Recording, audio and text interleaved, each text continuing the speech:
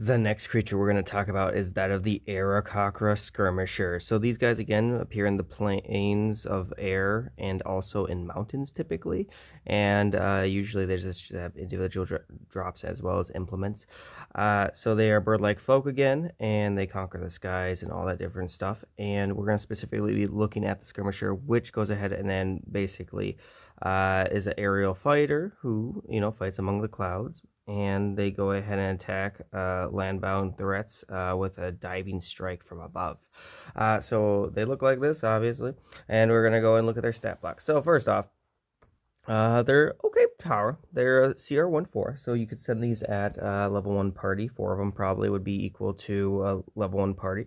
And you also they have pretty decent AC of 12, so that's a little bit above average, It's not anything to scoff at, I guess, though.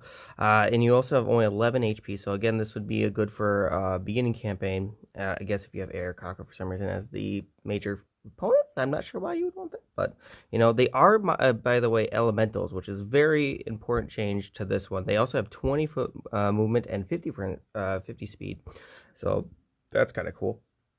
They also only know Aarakocra and Primordial, so they don't even know Common anymore. I want to point that out. It's very interesting.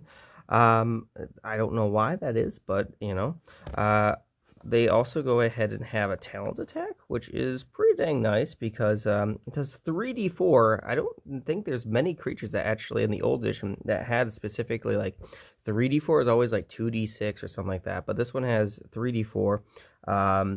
And basically if it does go ahead and move straight line, so it's kind of like a charge attack basically, but otherwise it only does a d4 on hit. It is only +4 too to hit as well.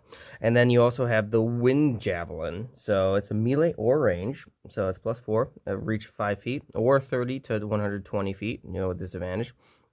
And it only does a d6, but it also does additional d4 with the thunder damage. I doubt anyone's going to be, hurting too bad from the extra thunder damage. I don't know how many people have immunity to or resistance to thunder damage. Anyway, hit or miss, actually, it does return to the Aarakocra's hand, and yeah, they can make another attack. I think it's kind of crazy and kind of cool, and definitely use them in your games, especially, if you want to deal with a flying or like have flying enemies. I think these guys are pretty good. They could even serve like a dragon or something like that. I don't know. Creativity can be anywhere.